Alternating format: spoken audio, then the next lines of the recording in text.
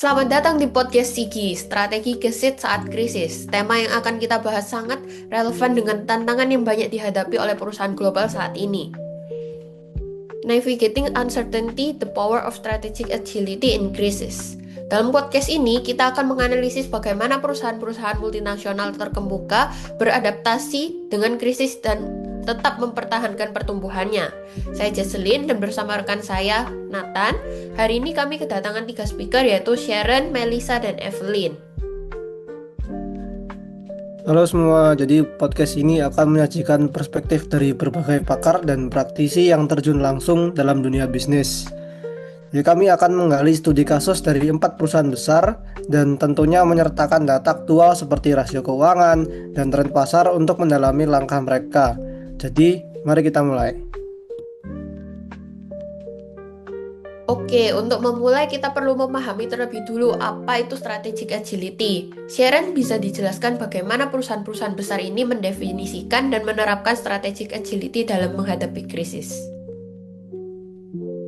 Tentu, strategic agility adalah kemampuan suatu organisasi untuk menyesuaikan dan mengubah arah dengan cepat dan efektif dalam menghadapi perubahan pasar yang mendalam. Sebagai contoh, Netflix yang awalnya beroperasi sebagai penyedia DVD sewa bertransformasi menjadi platform streaming saat industri hiburan berubah drastis. Mereka tidak hanya melihat perubahan sebagai ancaman, tetapi sebagai peluang untuk berinovasi dan memperkuat posisi pasar mereka. Hal ini terjadi dengan sangat cepat dan keputusan tersebut terbukti menguntungkan di tengah krisis industri hiburan. Oke, menarik sekali. Itu adalah contoh dari perusahaan yang sangat radikal. Bagaimana perusahaan lain seperti Amazon yang juga memiliki reputasi dalam ketangkasan strategis mereka. Amazon adalah contoh lain yang sangat relevan. Apalagi ketika pandemi COVID-19 terjadi, banyak perusahaan mengalami penurunan pendapatan. Tetapi Amazon justru mendapatkan keuntungan luar biasa karena mereka cepat beradaptasi dengan kebutuhan pasar yang meningkat terhadap belanja online dan pengiriman rumah. Amazon juga memanfaatkan teknologi otomatisasi dan platform cloud untuk mempercepat operasionalnya, yang bisa meningkatkan profitabilitas mereka meskipun krisis global tengah berlangsung. Oke, terima kasih Sharon dan Melissa. Sangat menarik bagaimana agility ini bisa menjadi pembeda antara perusahaan yang bertahan dan yang tumbang. Tapi tentu agility saja tidak cukup. Di tengah krisis, perusahaan juga dituntut untuk berpikir out of the box dan menciptakan solusi yang benar-benar inovatif. Betul banget, Jesslyn. Nah, sekarang kita akan lihat bagaimana perusahaan seperti Apple dan Tesla tidak hanya cepat beradaptasi, tapi juga melahirkan inovasi strategis yang membuat mereka tetap unggul. Oke, lalu bagaimana perusahaan seperti Apple dan Tesla ini menyelesaikan masalah mereka selama krisis melalui solusi inovatif, Evelyn? Apple dan Tesla memiliki kemampuan untuk berinovasi di luar produk mereka. Apple misalnya berfokus pada mempercepat transisi ke layanan berbasis langganan seperti iCloud dan Apple Music, yang memberi mereka pendapatan stabil meski penjualan iPhone sempat menurun. Tesla di sisi lain mempercepat pengembangan kendaraan listrik dan baterai untuk energi terbarukan, yang dapat memitigasi ketergantungan pada bahan bakar fosil yang menjadi sangat penting dalam situasi krisis energi global. Mereka juga menerapkan solusi yang tidak hanya adaptif tetapi juga berkelanjut. Sangat menarik. Semua perusahaan ini tampaknya dapat beradaptasi dengan sangat cepat. Apakah ada data atau metrik yang dapat menunjukkan seberapa baik mereka dalam beradaptasi? Tentu, dalam hal data kita bisa melihat rasio keuntungan yang menunjukkan pertumbuhan mereka selama krisis. Sebagai contoh, Tesla menunjukkan peningkatan pendapatan yang signifikan meski di tengah pandemi, berkat peningkatan penjualan kendaraan listrik mereka. Data dari Amazon menunjukkan pertumbuhan pendapatan yang sangat pesat dengan angka penjualan mereka meningkat lebih dari 30% dibandingkan tahun-tahun sebelumnya. Tesla mengalami peningkatan pendapatan dari 24,6 miliar US dollar di tahun 2019 menjadi 53,6 miliar US dollar pada tahun 2021, lebih dari 2 kali lipat dalam 2 tahun. Dari sisi profitabilitas, net profit margin Tesla yang awalnya negatif berubah menjadi 6,7% pada tahun 2021, yang menandakan bahwa strategi inovatif mereka benar-benar berhasil mengubah arah bisnis selama pandemi.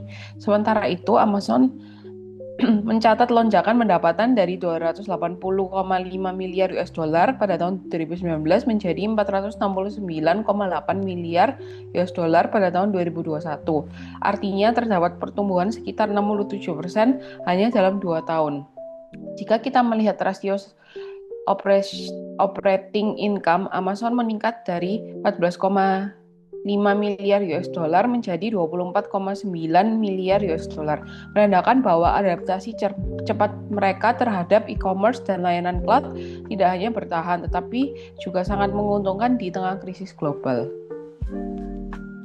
Wah, solusi dari Apple dan Tesla ini luar biasa ya, bukan hanya bertahan tapi malah memimpin pasar.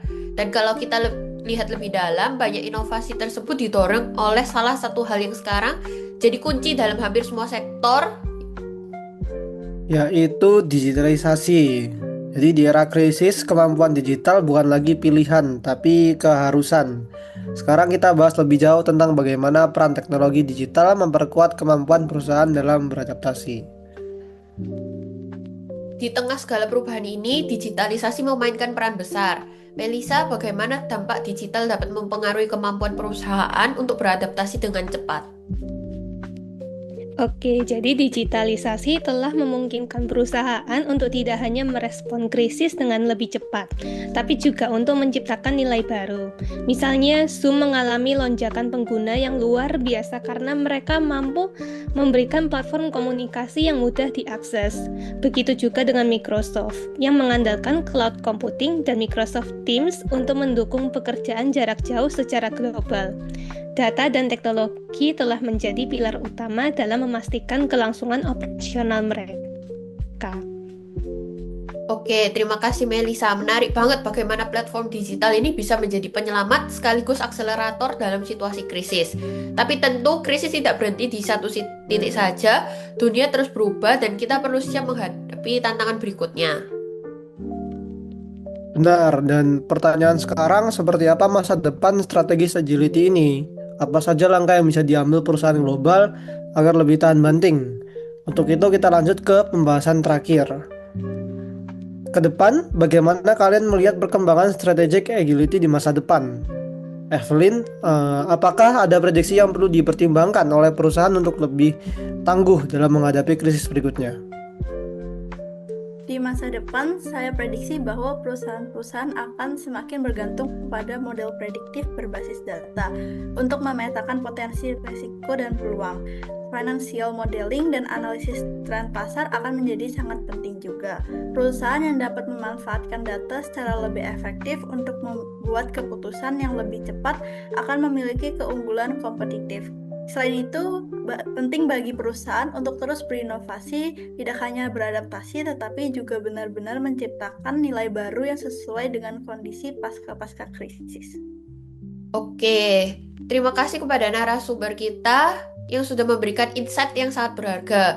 Sebelum kita mengakhiri podcast ini, ada satu hal penting yang perlu diingat. Dalam dunia bisnis, ketangkasan strategis dan adaptasi terhadap krisis bukan hanya tentang bertahan, tetapi bagaimana berinovasi untuk meraih peluang baru. Benar sekali. Jadi terima kasih telah bergabung dalam podcast kali ini. Jangan lupa untuk like, share, dan berikan komentar jika kalian merasa podcast ini bermanfaat. Sampai jumpa di episode selanjutnya.